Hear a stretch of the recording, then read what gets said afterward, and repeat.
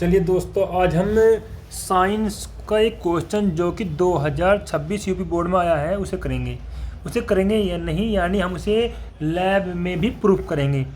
Question है, इन धातुओं का जल के साथ अभिक्रियाशीलता के घटते क्रम में व्यवस्थित कीजिए। सोडियम और पोटेशियम को मिट्टी के तेल में क्यों रखा जाता है। यानी हमें इसमें ये बताना होगा कि सोडियम और पोटेशियम को मिट्टी के तेल में क्यों रखा जाता है और इसमें ज़्यादा कौन क्रियाशील है और क्रियाशील कम कौन है। अब इस चीज़ को साबित करने के लिए हमें लैब में जाना होगा। तो चलिए आज हम डिजिटल लैब में चलते हैं अपनी। तो हम अपनी डिजिटल लैब में आ गए। सबसे पहले हम सोडियम को देखेंगे, पोटेशियम देखेंगे।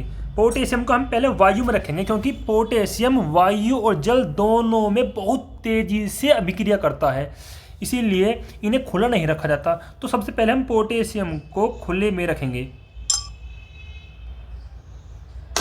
देखा आपने, पोटेशियम यहाँ वायु के साथ अभिक्रिया कर रहा है बहुत ही तेजी से।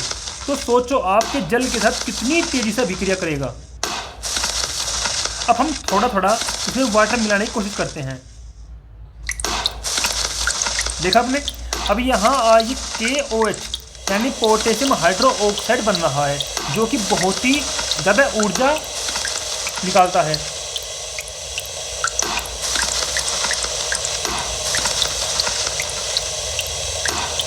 और ज़्यादा पानी मिलाएंगे।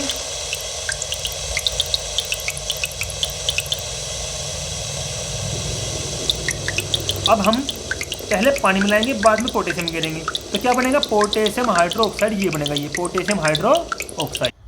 अब हमने बीकर खाली कर लिया। अब हम इसमें पानी मिलाएंगे 150 ml, ये 50 ml मिला लेंगे। हमने इसमें जल लिया 50 ml, 60 ml ले लिया। अब हम इसमें पोटेशियम डालेंगे, ये रहा पोटेशियम। ध्यान से देखना ये कितनी तेजी से जल के साथ अभिक्रिया करता है और पोटेशियम हाइड्रो ऑक्साइड बनाता है। आप देख रहे होंगे वहाँ से कि जल है और पोटेशियम है। ऊपर देखिए स्क्रीन पर जल है और पोटेशियम है। अब बन जाएगा यहाँ पोटेशियम हाइड्रो ऑक्साइड। अब कौन सी गैस निकली है, आप देख रहे होंगे हाइड्रोजन गैस निकल रही है। ये जो निकल रही है गैस, और ज़्यादा मिला देंगे और गिर देंगे, ये ब्लास्ट हो गया। यानी अगर अधिक मात्रा में गिरने पर ब्लास्ट हो जाएगा, जो कि बहुत ही हानिकारक होता है कि अगर कोई प्रैक्टिकल कर रहा हो तो उसके लिए। अब हम चलते हैं सोडियम के पास। हम सोडियम को भी खुले में रखेंगे, फिर जल में रखेंगे। सबसे पहले हम कोशिश करते हैं उसे खुले में रखने की। चलो देख, अब हम बीकर में सोडियम को खुला रखते हैं। देखना ये वायु के साथ कितनी तेजी से अभिक्रिया करेगा। इसमें कुछ नहीं है, ये खाली है। देखना खाली है। अगर हम थोड़ा गर्म कर दें इसको,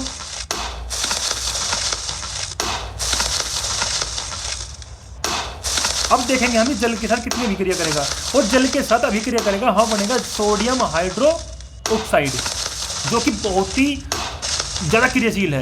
यानी सोडियम जल के साथ क्रिया करके बहुत तेज़ी से क्रिया करके सोडियम हाइड्रो ऑक्साइड बनाता है और बहुत ही अधिक मात्रा में ऊर्जा भी निकालता है।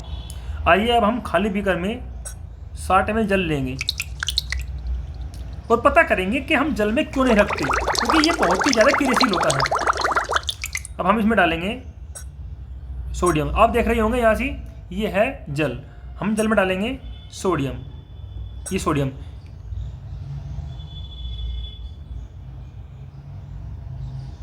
चलिए दोस्तों, हमने यहाँ से जल लिया है और सोडियम लिया है। अब आप देखना यहाँ क्या बनेगा, वो हमें गिरने जा रहे हैं। ध्यान से देखना, ध्यान से देखना, ध्यान से देखना। बहुत तेजी से क्रिया करेगा, ब्लास्ट हो गया। क्या बना यहाँ, NaOH यानी सोडियम हाइड्रो ऑक्साइड। अब इन दोनों अभिक्रियाओं से यह प्रूफ हो चुका है कि हम सोडियम और पोटेशियम को खुले में नहीं रख सकते, ना ही जल के साथ अभिक्रिया करा सकते, क्योंकि यह इन दोनों के साथ बहुत तेज़ी से क्रिया करता है। इसीलिए हमें इन्हें इतनी ज़्यादा क्रिया से बचाने के लिए केरोसिन में रखा जाता है। हमारा क्वेश्चन यही था। अब हम अपने क्वेश्चन की तरफ चलते हैं। हमारा क्वेश्चन था कि इनमें अधिक क्रियाशील कौन है। इन धातुओं को जल के साथ अभिक्रियाशीलता के घटते क्रम में रखिए। घटते क्रम में रखना है तो सबसे ज़्यादा अभिक्रिया कर रहा था पोटेशियम और इसके बाद अभिक्रिया कर रहा था सोडियम। इसने कहा, क्वेश्चन है कि सोडियम और पोटेशियम को मिट्टी के तेल में क्यों रखा जाता है। सोडियम और पोटेशियम को मिट्टी के तेल में इसलिए रखा जाता है क्योंकि वह जल के साथ बहुत तेजी से अभिक्रिया करता है और मिट्टी के तेल के साथ अभिक्रिया नहीं करता। इसीलिए इसे मिट्टी के तेल में रखा जाता है। हमने प्रैक्टिकल करा, समझा, मुझे पूरी उम्मीद है कि आप क्वेश्चन अच्छे से समझ गए होंगे। Thank you.